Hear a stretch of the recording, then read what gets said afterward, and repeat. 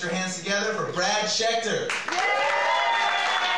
Well, happy belated April Fool's Day, everybody.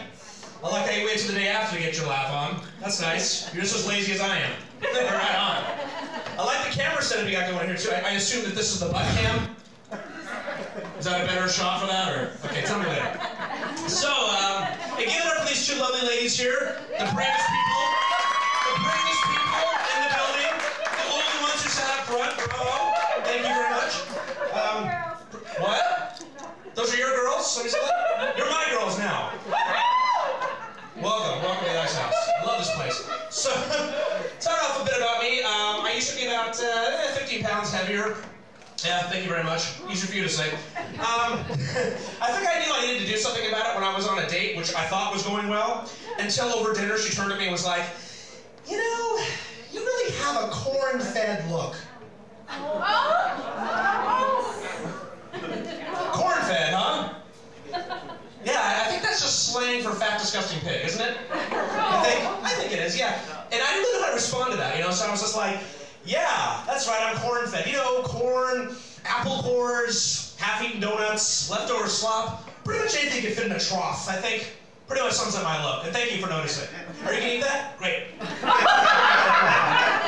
So what do you say after dinner, you and me, your pigsty or mine? Well, I figured I was not getting laid at that point, so I might as well have a little fun. You know what I mean? Yeah. Woo! So now I put that on job applications. Yeah. You know when they ask for ethnicity, I write CFC. Corn-fed cracker. That's me. Yeah. Oh, that reminds me, I just quit my job. Come on, give it up. Listen to me. Yeah. Or I was fired. You know, I don't remember which. Have you guys ever gotten so drunk you go to work the next day drunk? You? Yeah? And then you realize more 4 o'clock that it's Sunday? And you were let go the week before? Anybody? Yeah? Okay, I guess it is just me. Well, you know what? It's really not that big a deal. My boss and I never got along. One time, he wouldn't let me off for jury duty. Yeah, I know. So I went anyway. I'm so glad I did. I found him guilty. Damn straight. Teacher grabbed my ass without asking. They didn't even say please. It's just world coming to, my God. Yeah, it's all right. I've definitely had worse jobs. I used to work at Starbucks. Yeah, how about that? You didn't think I had it in me, did you? Yeah. Actually, believe it or not, when I worked, it was actually hard to get hired at Starbucks. This was before there was one in every corner. Like, you actually had to know what you were doing. You even had a prior work experience. Which means going to the interview, you had to know how to do a few things, like, you know, tie your shoes and know how to add and remember that your underwear goes on first. You know, complicated shit. So, there's two things that I remember about working at Starbucks. The first thing is, people actually look like the drinks they order. Notice this next time. I remember my first day on the job. This guy walks up, he's like, short drip? I'm like, yeah. So what can I get for you?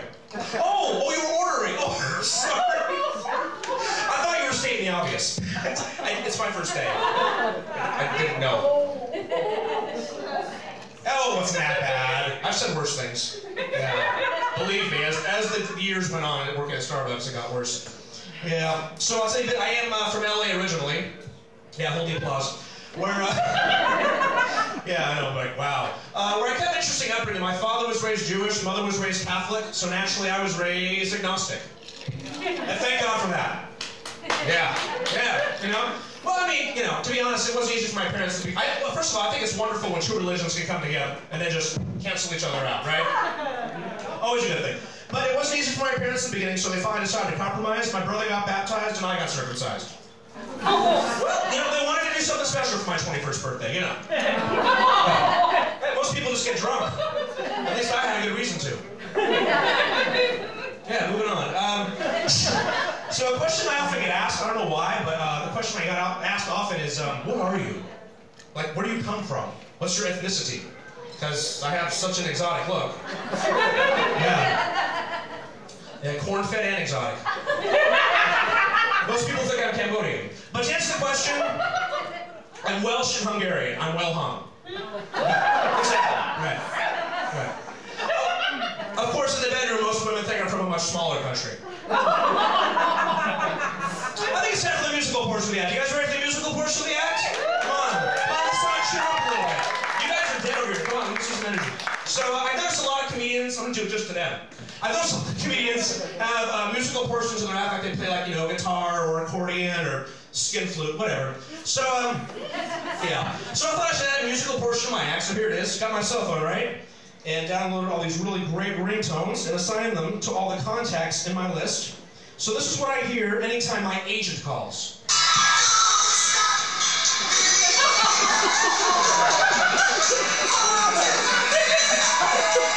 Says, hey, I'll get that call from Spielberg. Oh, this is what I hear when the ex-girlfriend calls.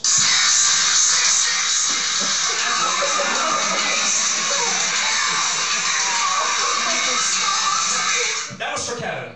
But for the rest of you, that was Number of the Beast by Iron Maiden, just in case you're not big fans. Although you should be by now. Oh, this is what I hear when actually my mom calls.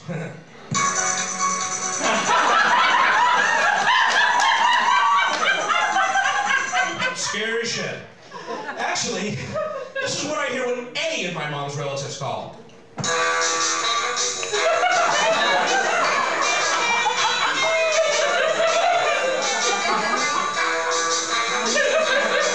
Well, they are Mormon. Some of them. Yeah. It's okay, they're only married to one person, they're all of legal age, so don't worry about it. Nothing to worry about here. You guys okay over there? You guys are awesome. You guys are kind of like, I don't know, looking at me like a... Okay, anyway. Moving on. In the event I ever have a booty call, not from this side of the room, maybe this side, I will hear this.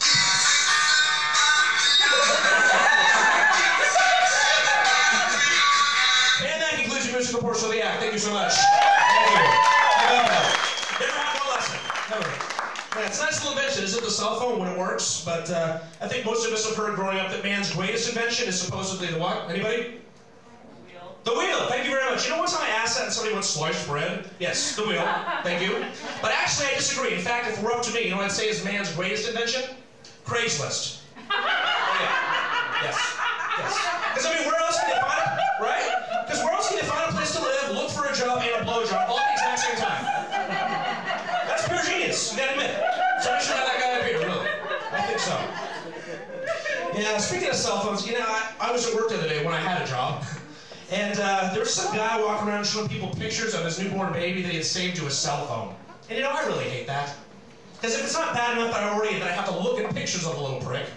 Right? Hey, it gets better.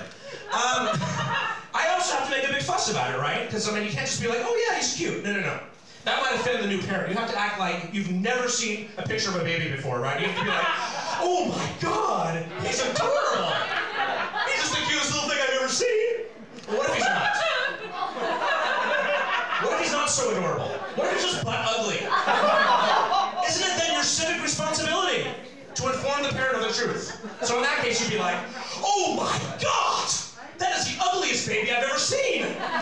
Oh, he is just hideous! Look at the size of that forehead, he's a monstrosity. All he needs are a couple of plugs in his neck. I'll bet I can guess what his first words are going to be. Fire bad. But seriously, he looks like he was in an industrial accident. What did you do, drop him into a vat of battery acid? I tell you, if I had a kid that looked like that, I sure as hell wouldn't go around showing it to people. Much less keep it saved in my cell phone. I mean, aren't you afraid he's so ugly he might, screw up your reception? Moving on. Oh, come on. You guys take this way too seriously. It's the day after April Fool's. Come on, you should still be high for the day before. Right? Speaking of being high, that scumbag governor of Blagojevich, you guys hear about this today? Indicted on 19 different counts. 9 of them were felonies. You guys hear about that? The guy that, yeah, good for him. The guy that tried to sell Barack Obama's Senate seat. I tell you. I mean, who does he think he's kidding? He looks guilty, doesn't he? He always has that guilty look on his face, Like the cat that ate the canary. He always looks like he just got caught jacking off. It's not what you think. Yeah, I think it's exactly what we think, actually. But I feel for Obama. He's got a lot on his plate, I tell you. Economy, everything. But there is one thing I hope he gets to in my lifetime, or the time he's in office, and that is the Democratic mascot. I mean, really, a donkey? Right? Is that the best we could do? I mean, Republicans aren't much better, a big sweaty elephant, but at least an elephant has a huge set of balls. That's something, right? But if you use a donkey to represent an entire group of people, the least you can do is throw in a hot stripper. All right? Yeah. Well, then it's not just a donkey, it's a donkey show. And that's a horse of a different color. Yeah. And then right underneath it, just say, hey, if it's good enough for the jackass, then it's good enough for the American people. I think that would really help stimulate the economy. Really. I'll just leave you guys with this. Speaking of the economy, I'm broke. Anybody? Yeah. All right. Fun times we're living in, huh? I'm so broke right now that I had to go the whole summer without being able to lower my driver's side window. Yeah. So now anytime I go through a drive-thru, I have to open up the whole door. It really freaks people out. The last time I pulled up to a drive-thru window, the guy actually acted like I was going to pull out a sawed-off shotgun. He's like, all right, that's a double fries and a Coke. That'll be Jesus! I was like, keep the change. And I don't think I got my sandwich. I just felt sorry for the guy. Thank you very much. You guys have been a lot of fun. I'm Brad Schecter. See you later.